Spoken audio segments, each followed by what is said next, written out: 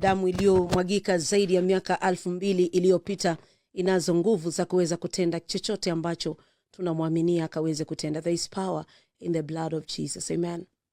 There is power in this blood.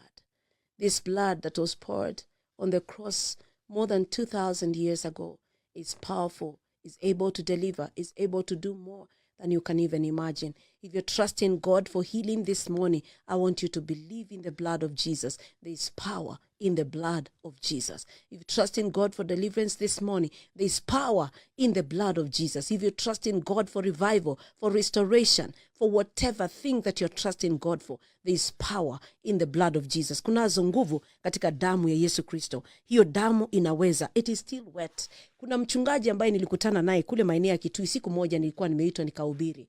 Na nikakutana huyu mzee akinielezea vile ambavyo missionaries waliweza kufika kule na alikuwa wa kwanza kuweza kubatizwa. Na niliponena na yeye, kuna kitu ambacho alikinena, and when it is spoken in my mother tongue, it's deep. Yani ndakamea Yesu knows you. This blood of Jesus is still wet.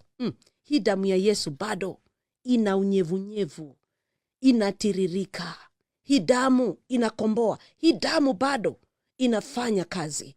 Mpendwa, usikubali shetani akuonee. Tunazo nguvu ya damu ya Yesu Kristo. Bwana Yesu asifiwe sana. The blood of the lamb is able. Hii damu ilipeana ushuhuda na ikapeana ukombozi.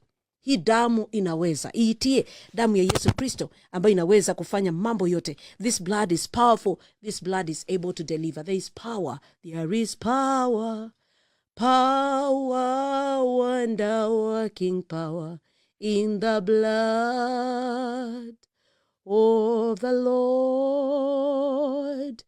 There is power, power, wonder-working power in the precious blood of the Lord. There is power, wonder-working power in the blood of Jesus this morning.